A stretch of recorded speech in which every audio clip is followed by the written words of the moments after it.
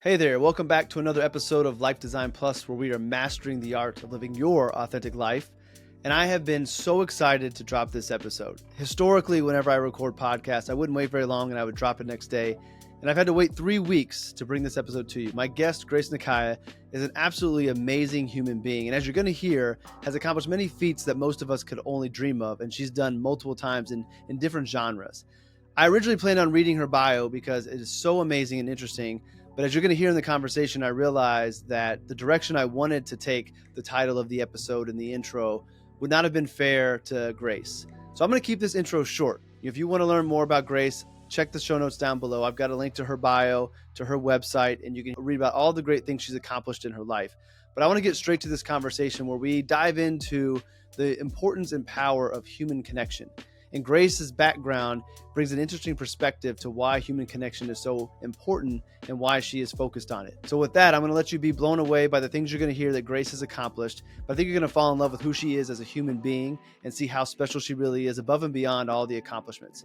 So with that, let's get to this episode. And as always, please take a moment along the way and drop a comment down below. Leave a review, not for me, but for Grace. Let her know how her story has motivated and inspired you or what connected with you. That way, when she comes back and looks at this in the future, she can see the impact that she's had on your life.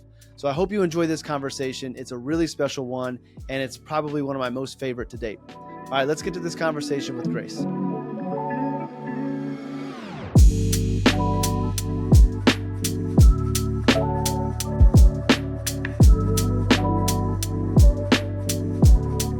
When we first met, shout out to Matt Ziegler for getting us connected, our mutual friend and former Life Design Plus podcast. He was on 157 or so. Go check that out.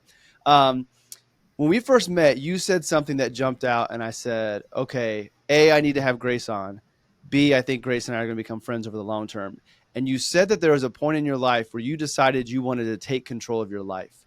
And I thought that was just such a powerful statement. And you have done so, as I learned. But tell me more about that moment, that realization, and then you can go backwards, forwards, whatever you want to do. But just why did you and how did you get to the point where you realized you wanted to take control of your life?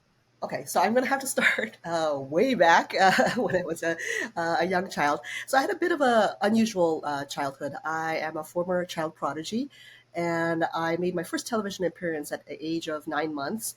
Uh, I'm sorry, my first piano lesson at the age of 9 months, my first television appearance at the age of 3 years old, in which I played Haydn Concerto and did some algebra and read from a novel. And my professional debut as a concert pianist came at the age of 8. So since that moment, I began touring the world. Um, Music was my first language. That's how I always say it. Like I discovered my voice through the piano. And for me, it was certainly a passion. I was never pushed into it. It was something I deeply enjoyed. And I continued to do that for the next 2 decades. And so uh, every part of my life was music. Obviously, my education, my schooling, all of that was, of course, adjusted with my touring schedule. I ended up ultimately moving to New York and being based there. All of that, of course, because it's the center of the classical music world, and I wanted to be based there. And everything, every part of my life was infused with music, defined by that part of my life. And after doing it for 2 decades, um, it reached a point where I didn't feel like I owned my life. I felt like my life had been owned by agents, by managers, by the public, uh, by the demands of the profession, by all of that. And everybody saw me as pianist Grace. That was all they could see me as. But there was this part of me that, as I grew older, increasingly, desperately in some ways, I think, knew that I was more than that. But I didn't know what. I didn't know who I was outside of music. Near the end of my musical career, I began to do a lot of things in an attempt to, I think, find meaning in my life. And that was, I did things as a cultural ambassador. I did things as an artistic ambassador. I did a lot of educational work. I think it was my attempt to understand why I was doing this and an attempt to not begin to despise the very thing that I loved. And it was starting to get that way with the industry and everything.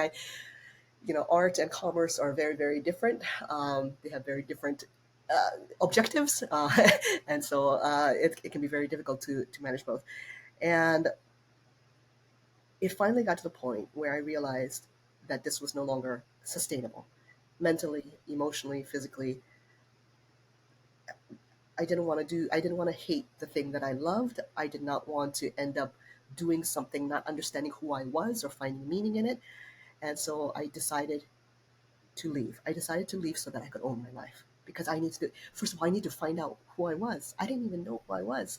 And that was probably to this day. And I've done a lot of pivots in my life and changed in a number of ways. But to this day, that decision remains one of the greatest decisions I've ever made in my life because I spent literally an entire lifetime since I was 9 months old building an international world career in a very competitive artistic arena, and I was going to walk away from it uh, to find something else, to find out who I was. But what was interesting about it was that terrifying, and as that decision was at the time, of course, um, ultimately, as I moved through it, the people, it wasn't me who struggled with the decision the most, it was those around me because they had this identity of me as pianist Grace. And when I challenged that by saying, hey, you know what? I don't need to stay here. I'm going to find out who I am. It was very difficult for them to accept that. So ultimately, in the end, I think it was more difficult for other people to accept my decision than it was for myself, which says a lot about how we perceive one another, especially with regards to work and what it is that we do, and we kind of put people in these boxes.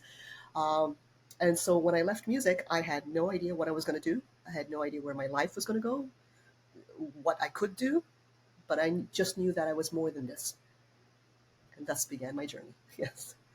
It's such an amazing and awesome story, and I hope people don't miss like the ages that you dropped of when you were doing these things. And late 20s, you have this career that so many people would want to have, and here you are realizing this isn't the authentic Grace. There's something more for me. I want to go back on a comment you said because most people, if we compare your transition to finding yourself and owning your life to like retirement, a lot of people struggle when they find that moment that they're not going to be that version they were for so long, and they have that identity crisis. But it doesn't sound like you did. It was everybody else who had the identity with you crisis. Was was it just who you are in your core that didn't have that, or was there something that allowed you to not get stuck on Grace the pianist and being stuck in that identity and being able to move forward? Like, why do you think you didn't struggle while the world did? The hardest part is always before you enter the fear, the anticipation of the fear. That's the part that's terrifying. But as you start to move through it, what I realized was understanding the core of who I am as a human being, meaning that so often we understand the lens with which we view ourselves hinges on so many external things. I achieved this. I have this much material success. I built this. Therefore, I am valid and worthy. And that's a very, very fragile foundation to build any sort of sense of self on. I knew that who I was, I knew I was strong. I knew I was someone that had a lot of guts and passion. I knew that my heart and my sensitivity and the artistic way in which I viewed the world, my creativity, right? I knew these qualities about me. So what I told myself, and I think where I found that self trust, was in understanding, okay, those things don't just have to be in music. There are literally infinite ways that those qualities can be realized, and many more paths can open before you. So I think it's really about shifting where you're starting off from, the starting point of your understanding of self. One of the things that I want to point out here, because it was such an important lesson for me, like I said, everybody viewed me in a certain way. And it took many, many years, probably until, yeah, probably at the age of 30 or so, that it finally shifted. It took many years for people to meet someone or to encounter people who were able to see me for me. Meaning, every single compliment, every single interaction with people up until that moment in my life hinged upon the externals. Oh, Grace, you're so smart. Oh, Grace, you're so accomplished. Oh, Grace, you're such a good pianist. I didn't know that I was kind I didn't know I was courageous. I didn't know I was passionate because no one remarked on those inner qualities to me. And so, one of the things that I'm very passionate about when I uh, work with people, whether it's on a team or whether it's my community or online, is to always see people for who they are on the inside. To never, ever, I don't bring up any of the external stuff ever. It's always like, oh, this person's kind. This person's really brave. He's very honest. He's very, I point out these inner qualities because this is something that I didn't have for a very long time. But until we understand those inner qualities of ourselves, it's very hard. It becomes harder to trust ourselves, harder to understand our own innate gifts, and to be able to move through fear and those kind of difficult choices when they present themselves. It sounds like it's pretty natural. It's in your DNA to be sensitive to your true self and identify those things in your, through the community, which we'll touch on later, or the work that you've been doing. Not everybody has that ability to identify their true self. So as you have helped people in the past, like how can someone who is struggling to identify who they are, struggling to see those inner qualities that no one else sees, how would you tell them to tap into that and find that? I think the biggest thing is to rediscover and reconnect to who you are. And this, more than anything, I think requires curiosity, uh, the desire to explore things without judgment. So, curiosity and acceptance, I think these are the two biggest necessary components. Whenever, for example, how you presented the question, what if they don't know? And it's very easy right there to start self criticizing. How come I don't know this? Why am I not connected with this? Without judgment, but to become curious. Okay, why is it that I'm not connected with myself? Oh, maybe I haven't had an opportunity in the past to explore that, or haven't been challenged in that way. Or maybe I just wasn't at a point where I could reflect and understand this enough to be able to ask the right questions, right? And to be able to do it. So it starts really from that place of acceptance and curiosity. And this is the big thing. When I left music, I didn't know, as I said, what I was going to do. And there's a habit that I created back then that I still continue to this day. Um, Change and the ability to move through change is a muscle. And when we don't exercise it, it becomes stiff and unused, like any muscle, which is why you see a lot of older people, especially as they get out of the habit of changing, they just become more and more stuck in their ways and as they progressively age. So I am very conscious of constantly exercising that muscle. So what I do is every week I do one new thing. And it doesn't have to be massive. You don't have to go, skydiving or do any of that stuff. But it can be as simple as I'm going to take a different route home from work today. Or I am going to listen to a genre of music I've never listened to before. Wear a new color lipstick I've never done before. Little things, try a new food that I haven't ever had before.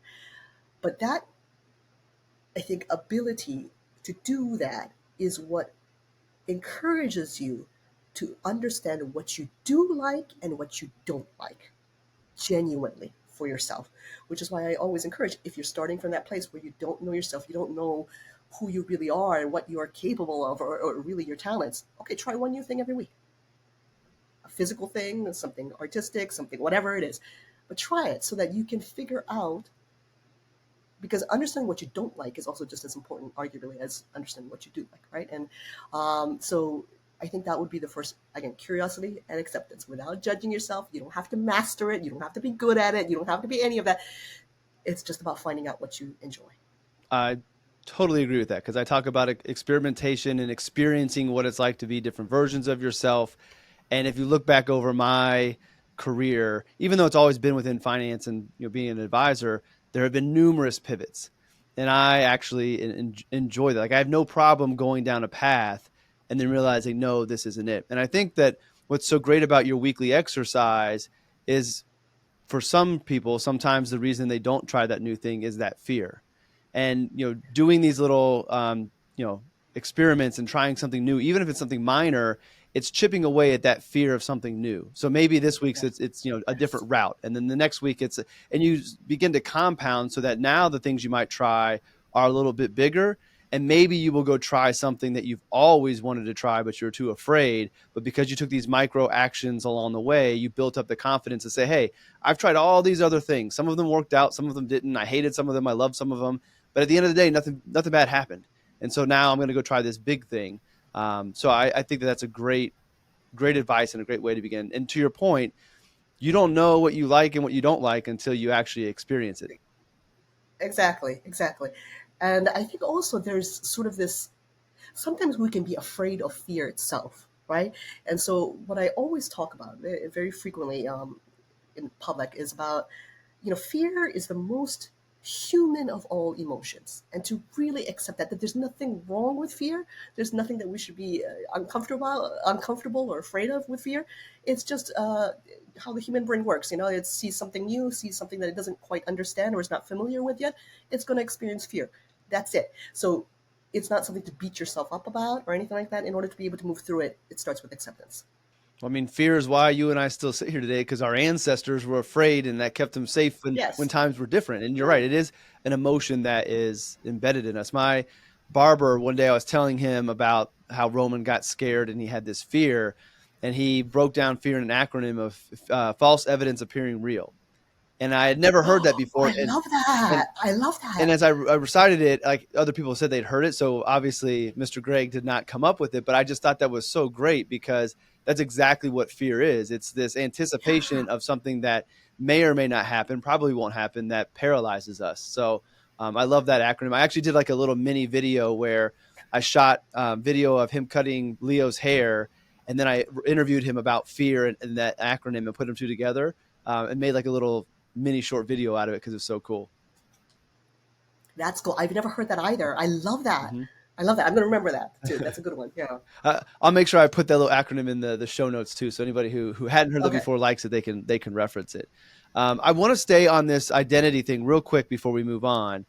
Was it frustrating for you to see this version of yourself that the world had not seen yet? I think about that from the standpoint of, in some of the content I come up with and things I consume, the idea of manifestation, and we don't have to go like too woo woo in it, but more of like, this is the version of myself I want to become. I'm embodying that today. I see myself as that person, but the world hasn't caught up yet. Was it frustrating to know that there was more to you than just the smarts and the music and all these other things, and you saw it, but the rest of the world didn't see it? Or were you so detached from it that you were okay that they hadn't seen it yet? That's a really great question.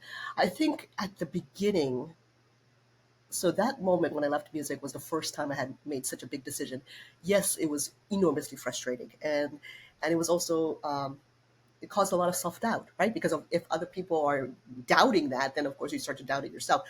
I think over the years, I've grown to become much more comfortable with it, but there's still always, I think, because the real danger of that is that you end up limiting yourself based upon the limitations of others. That's the real danger of it. That you end up falling back into their construct or their paradigm when your vision and your understanding of yourself, which no one else can know better than you, obviously, is is not that. And so that's always that danger. And I'm always conscious of that. So it is such a easy thing to fall back into that construct. So it does require active effort. It does require, I think, awareness constantly, even though I've moved through it several times. Nowadays, yeah, like I said, I don't really care what anyone says unless it's someone that deeply knows me. I know that they know me and I can trust them and we can have these kind of conversations. But other than that, I know what I want. I'm going to go for what I want, and you can catch up with me 10 years later. I'm curious, in those moments, did your confidence in yourself grow the more confident you were that you were doing what you're supposed to? So, I talk about finding and living our authentic life. So that what it is that you're doing at that time is what you were supposed to be doing because you're connected to yourself. Did your confidence to kind of not worry about what others were seeing, you can catch me in 10 years, grow when you knew that? And contrasting that, if maybe you knew that musician wasn't it, but you weren't quite sure exactly what the next version of you looked like. So during those experiments and trying to find that next lane, was your confidence maybe a little bit less because you hadn't found that thing you're so confident in? And I ask that because my experience has been that, like, where I sit today and where I'm going, it doesn't matter what other people think because I know this is the path I'm supposed to be on. In the past, I was always confident, but there was still those doubts and questions, and some of the pivoting I've done was influence from others trying to find that confidence in knowing that I'm doing my one thing? I think that's such a great question. The confidence comes from doing, right? As it starts to unfurl, as the path starts to unfold, as you take, even if it's the smallest step forward, I think for me especially, I feel the alignment on a gut level. Like I sense it. I feel it physically, emotionally, mentally. I'm like, ah, this is it. This is it. It's done. So that does give me confidence. I think the other thing that gives me tremendous confidence, and this is a mindset sort of shift, is to not be locked into thinking that this is the only thing I can do. Meaning that, okay, let me try it. With this, when we're talking about that experimental thing, that it's not something that, for example, when I embarked on my author career, I enjoy it. I love it. I'm enjoying it right now. I have stories I want to tell. This is good now. I'm going to explore this path now. But it doesn't mean I'm going to do it for 40 years or the next 30 years, because I can always pivot and turn and explore other things as needed. So I think that has also been a very liberating sort of framing in which I'm not locked into something, and it gives me confidence because I know that I can pivot or do something else if I want to. And it probably gets easier to make those pivots the more you do it. Like the first time was Yes. probably scary, but the more you Yes. do it, the easier it becomes.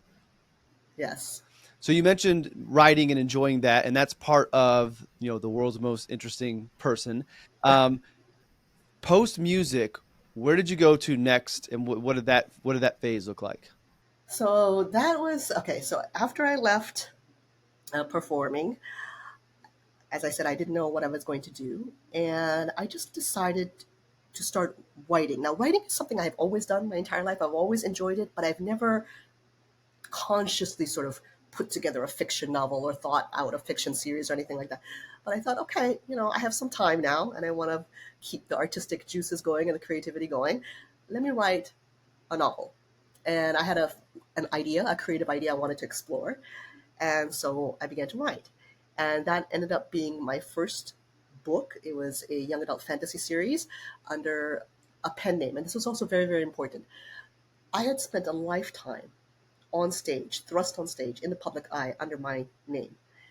And the liberation I found, excuse me, as a fiction author under a pen name was so transformative that I could just write anything I wanted, explore all the themes, all the ideas and concepts that were percolating in my head. And I didn't have to be Grace Nikae. I didn't have to be, no one knew who it was, who this person was. And I could just explore anything I wanted to. And that was an extraordinary healing period of my life. I ended up writing 8 novels under that pen name. And it gave me such artistic freedom and a different way of viewing also the creative process that was very different from music and performance on stage. At the same time, while that I was writing and sort of exploring that, not really, when I wrote that first novel, I wasn't really thinking about becoming an author. I was just exploring things artistically. At the same time, this my accidental career in marketing started. And so what happened was, while I was touring as a pianist, obviously I was a soloist, and so I was always traveling alone.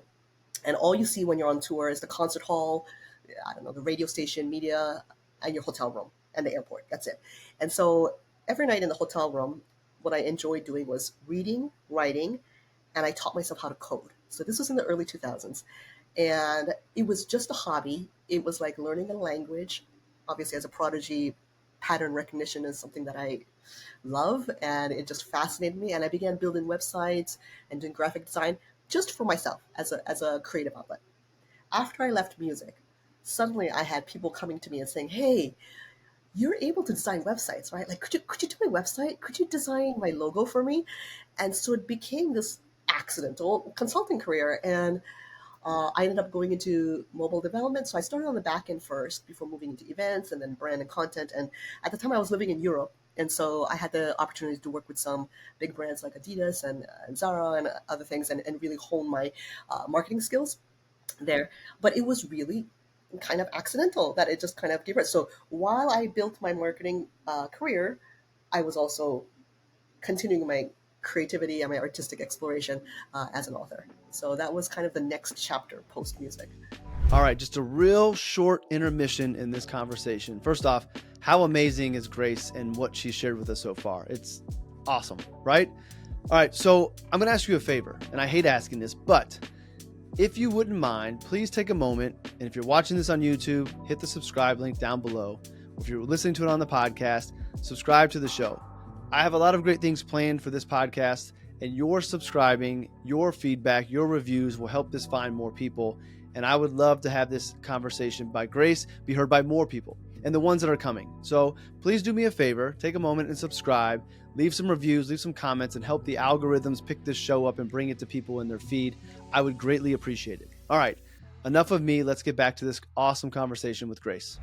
Have you read the book, The Surrender Experiment by Michael Singer? No.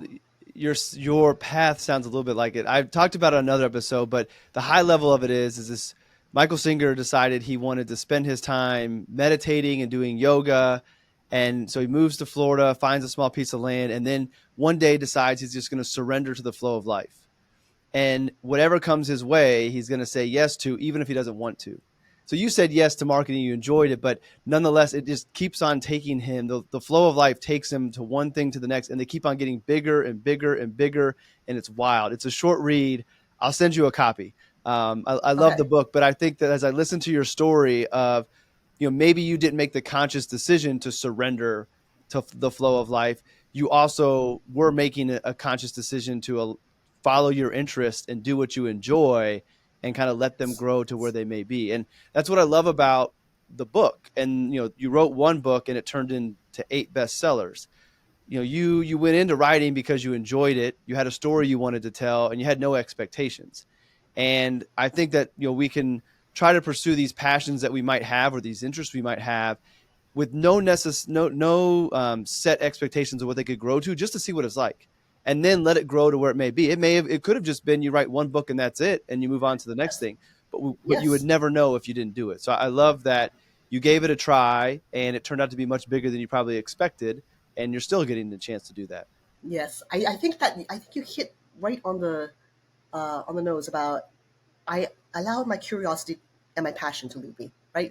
Wherever that may be, and to just explore it without expectation. This is so hard in our culture. We are so results oriented.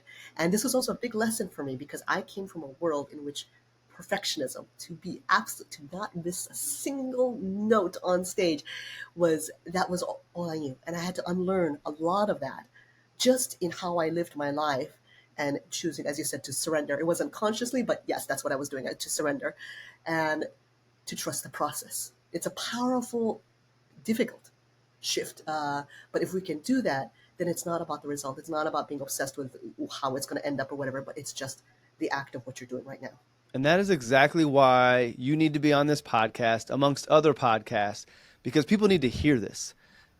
It's hard to believe that you can adopt this type of mindset and things will work out the way they will, because so many other people will tell you they won't. Again, you said it earlier, our limitations are often the limitations of others that are placed on us. Yes. And so many people have never done this or can't do it or don't believe it's possible, that you might have a little belief in it, but then the majority of the people around you are going to say that's crazy and you're going to fall back to the comfort zone.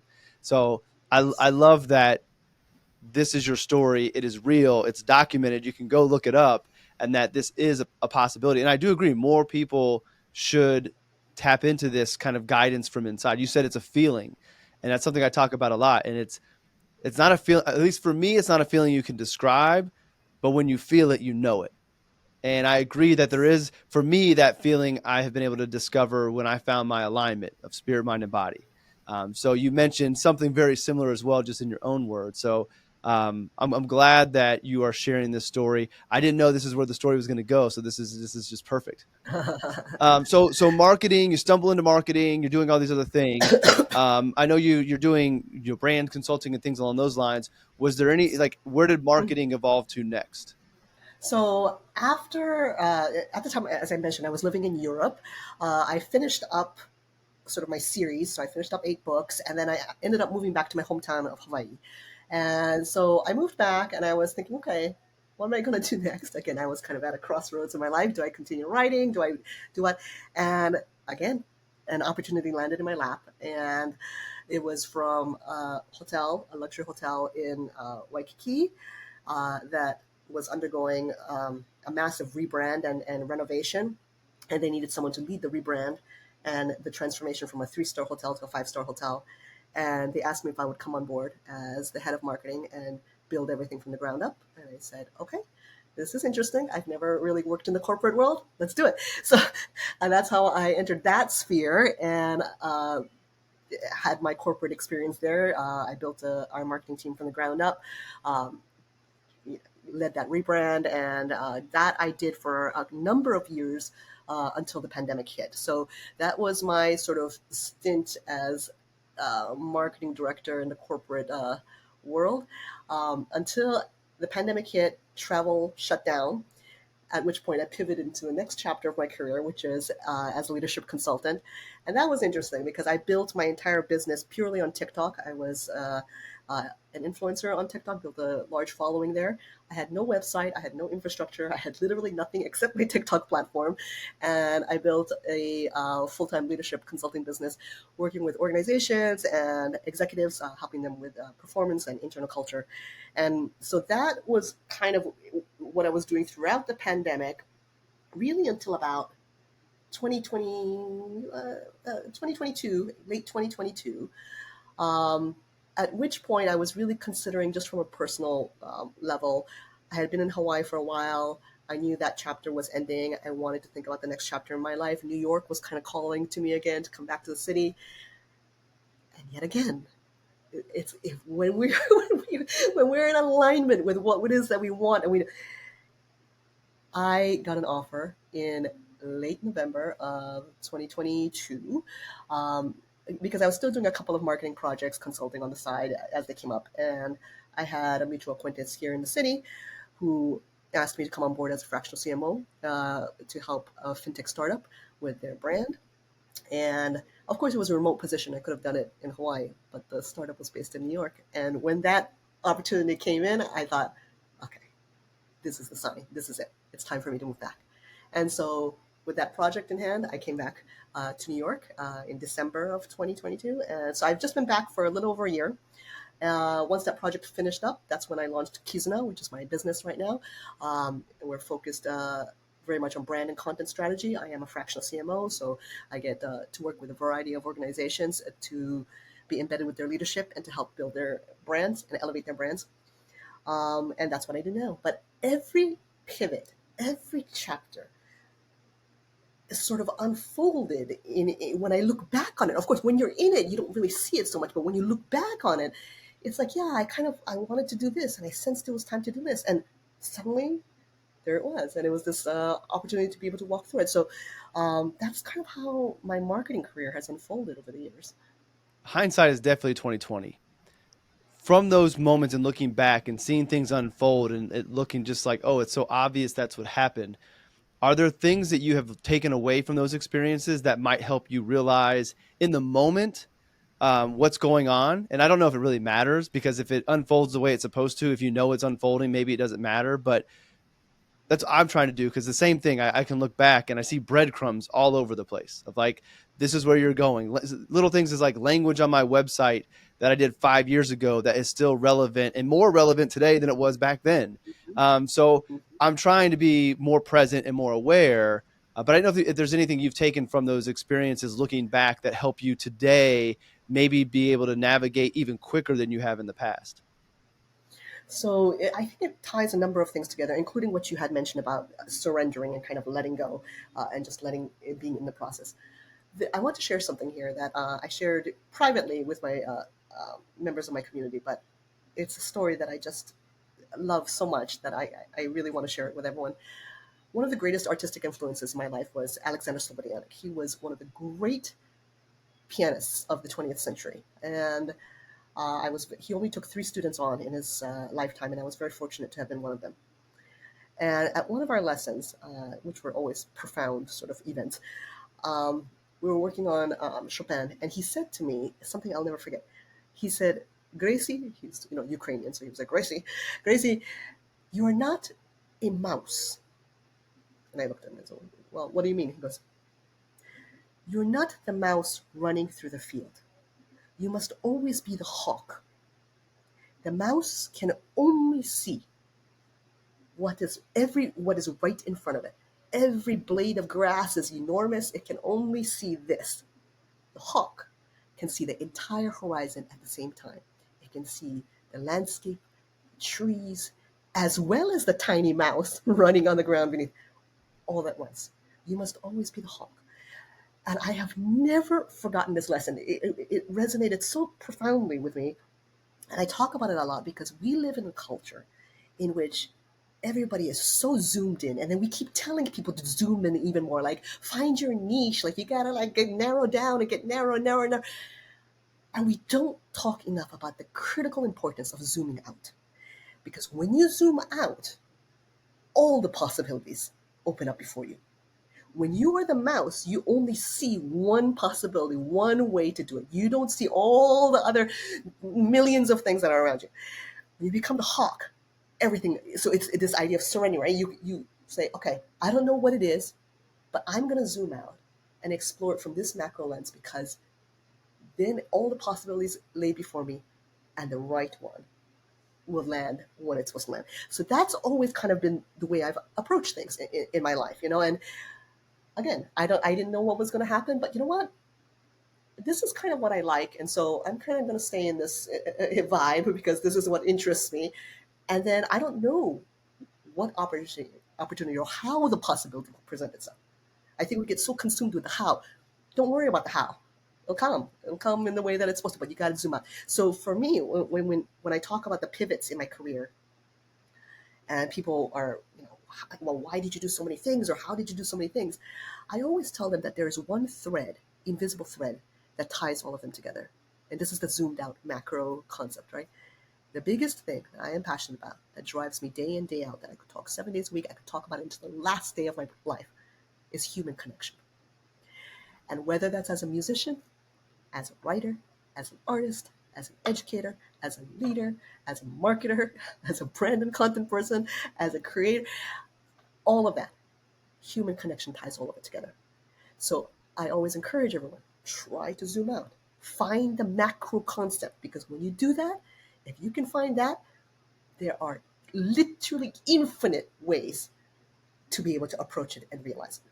Yeah. And when you zoom out, sometimes you find the thing that you can go zoom in on if you want. So it's interesting that you say that, Yes. because there's been many times on this podcast, there have been moments of synchronicity. And here is one today.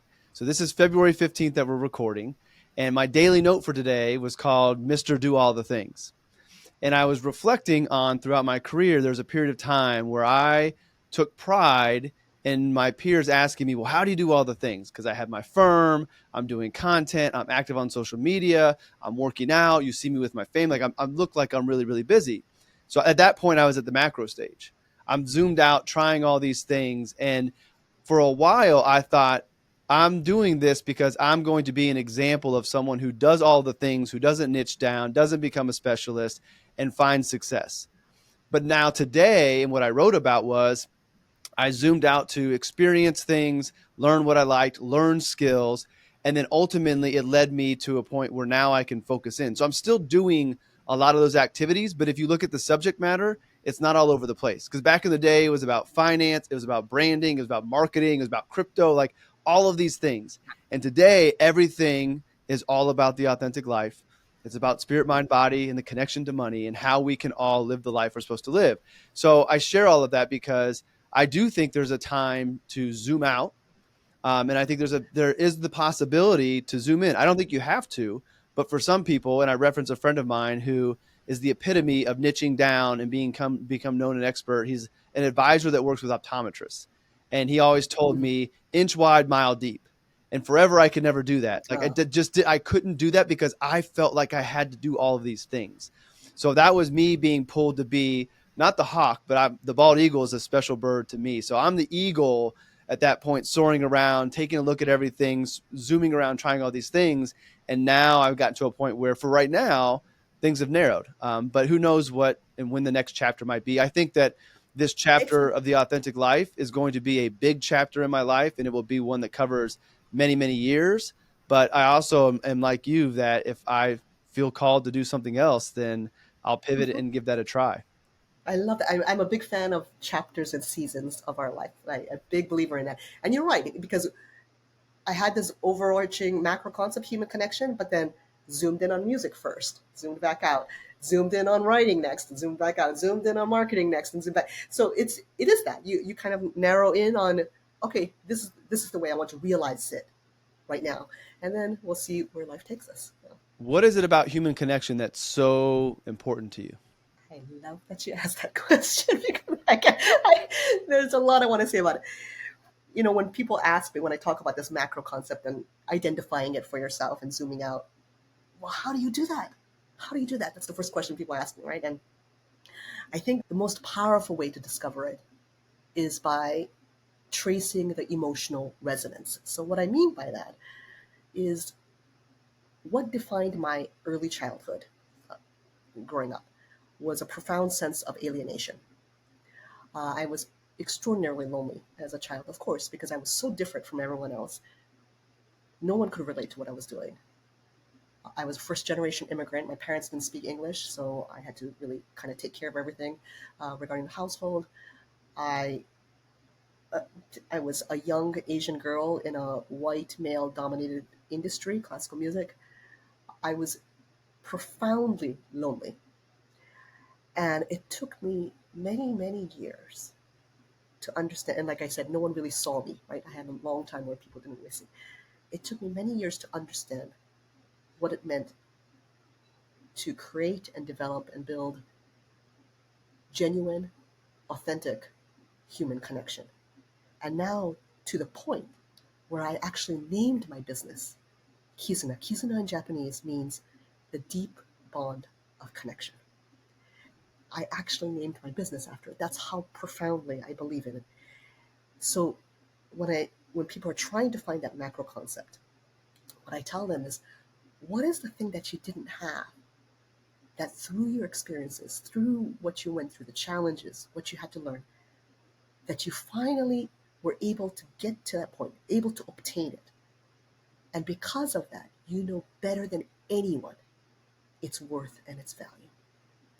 I know better than most the power and the value of human connection because I didn't have it.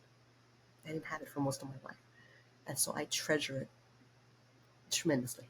That's why I have such a passion around it. That's why I can keep talking about it forever, because it was this journey of my life to get to understand it.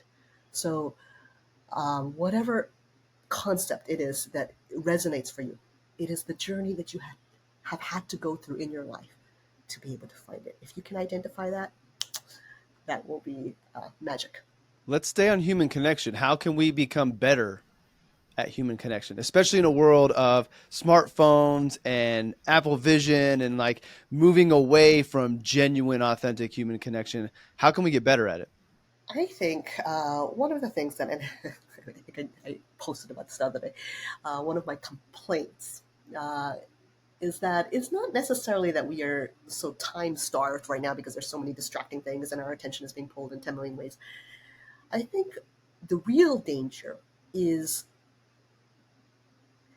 sort of the literalness of everything, the shallowness of everything, meaning that people are unwilling to think a little deeper or to sit with something a little bit longer, to process, to digest, to maybe think about it in terms of their own selves, to be able to reflect in that way.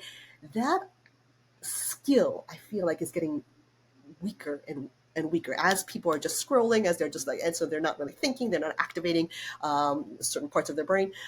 Um, and the reason why I bring that up is because that nuance, that depth, that ability to see beyond just the first layer is critical for human connection. That it's to actively listen, to see behind the words someone is saying or writing, to be able to sense the energy beyond that. Is there fear there? What is it that, where is it coming from? What is it that they're moving through? When we talk about seeing and hearing people, it's not just what's on the outside, right? But we've gotten so used to just everything at face value and just, okay, this and this and this. No, no, no, no. What's behind that? Who are they, right? Not what they do or what they say or whatever. Who are they? And that requires energy that is active, not passive. And so often I see, because of how immediate everything is and how immediately everything comes to us on our phone in terms of convenience, our expectations, it makes us more passive in our thinking. It makes us more passive in how we look at the world. We just wait for it to come to us rather than, okay, let me see beyond this. Let me see the next layer. Let me think about this. Let me process it for myself, and how does it apply to my life? Um, that I think is really going to be the key component, because empathy, compassion, kindness, all of these things require that. They require something beyond just the first layer. It requires active energy to be utilized in order for it to be realized. So, I love it. And it's kind of where I'm focusing a lot of my efforts, professionally as, a life planner and working with clients. I've gone through the life planning designation, or the evoke process of Kinder's registered life planning designation. I don't expect you to know that, but any financial advisor who might be listening would know. But a big part of the evoke process is empathy. And it is being a good listener, and it is being able to hear beyond the words and giving people space to really find out. And then, it's genuine relationships, which is something that's been lacked in the financial services profession. So for me, it's really exciting to kind of go against the way things were, but everything you described is what life planning is about, just trying to help people find the life that they want to go do planning. So, and in that, I think it's, being able to listen behind the words. I led off the episode saying I was going to call this the world's most interesting person, but as we've talked, I've already made a mental note that I'm not going to call it that, because that's not seeing Grace for who Grace really is. That's seeing Grace for all of the oh, accomplishments and everything that's out there that everybody else saw. But that's not. I mean, you are extremely interesting, and your story is amazing, but you are so much more than that. And if I were to name the episode that, I think that would be disrespectful off of our conversation. So oh, I love that, so I Justin. don't know Thank what you it's so going to much. be yet, but it is not going to be what I said it was, which I think is really, really Oh, cool, because I thought of that in the moment this morning. We have this conversation and I'm like, no, that's not the right thing. And I don't know if I had titled it that, you would be bothered by it, but maybe in your subconscious it'd be, oh, Justin just saw me on the surface level, just like everybody else. We didn't have that connection that I thought we did. Grace, we have that connection. I hear you loud and clear, and that will not be the title. oh, oh my gosh. You just, that moved me tremendously, Justin. Thank you. Oh no, you're welcome. I wanted you to know that, and I wanted to do it here, and not like wait until later and tell you later on, because I wanted you to know I'm listening. Like in this podcast, even though I'm in Indiana and you're in New York, and we're looking at each other through the screen, going back to my comment about everything being digital, we can still have genuine relationships and connection virtually. It's more Yes. about being Yes. present, not being distracted, and being there to listen. So I'm listening and, Absolutely. and, and hearing you. So um, Thank you. I had in the agenda that we were going to talk about brand, because that's where you're at now. And I still love branding as much as I don't want to be known for brand and talking about that. But I'm going to have you come back for maybe a shorter episode. So like in the podcast, the second episode every month is like a subject matter expert.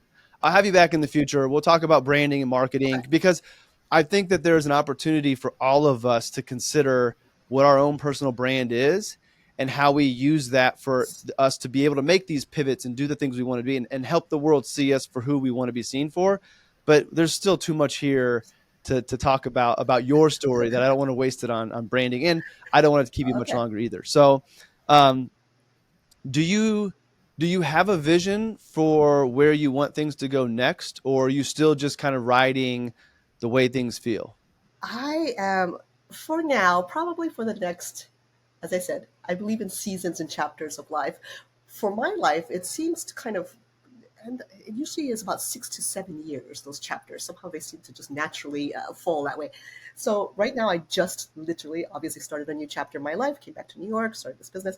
So for at least the next 5, 6 years, I think I'm going to continue what I'm doing. I love what I do, and I feel very fortunate to be able to do it, and kind of see where that takes me, because like it has always happened in my life, the path has naturally unfolded, the next chapter has naturally unfolded. So right now I'm not thinking beyond that. We'll see where I'm at in 6 years, and if I am pivoting, then I pivot again.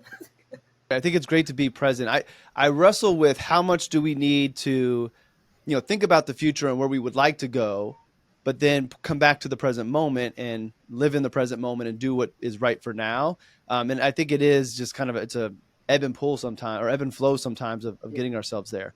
And it's interesting you said every 7 years. I don't remember where I heard this, and this was years ago, but I remember being told that like our friends and our circle of people that are close to us change every 7 years or so. And if you look, Oh, if I look back at my life, that's kind of true. Like you have your friends in elementary school, then you go to middle, then you go to high school, then you go to college, you go to your first oh, career, and like it's there's cycles of new people who come into your lives for different reasons, and every once in a while, someone will make it in and come from behind, but it does change. So there's, I don't it's know what it is true. about that period of time, but the fact that you said that and I had heard that before is not a coincidence. I want to hit on your community. So tell me more about what the community is that you're building, and what is that like, and what's the goal for that? Because that's more human connection, obviously. Yes. So I think as I started to build my business out on social media, one of the things that I saw was a need, especially for people who were wanting to leave their 9 to 5 and build a business on their own, or first time sort of entrepreneurs or solopreneurs were just at the start. They needed guidance, and I could see that there was sort of this a sea of misinformation that was out there that was kind of taking them down a variety of paths that weren't healthy for them. I'm a huge proponent of education. It is a very critical pillar in my business to do things that are impact driven. And so I decided to put together a mastermind community in which there is no person is above another. We have people in there who are very seasoned leaders, and we have those who are just at the start of their journey. Excuse me. What I wanted was a very diverse, eclectic group from all over the world, different cultures, different skill sets, different backgrounds, because in my own journey in life, I have found that the greatest learnings have always happened in that type of diverse atmosphere when everybody has a different outlook, a different feedback, different ideas to be able to contribute. And I wanted to create a safe space in which people could be themselves and they could bring their unique talents and voice and gifts to it, and that we could all thrive collectively. So the Kizuna Studio is how that's been realized. That's the name of our mastermind community. We are currently about 35 members. We just started in October. It's now February, so it's about 4 months now. And we have some big collective goals this year. We are going to be publishing our first book together. And this was, of course, inspired by you and your community. It's such a wonderful project. We have wonderful writers in our community. So this will be a fantastic opportunity to challenge them and to elevate their writing. And at the same time, we're also planning our first in real life meetup in New York City. So that will be exciting as well. So we have a bunch of things on the table for this year, but I wanted to keep it a private, intimate community. It is, capped and it's curated and vetted.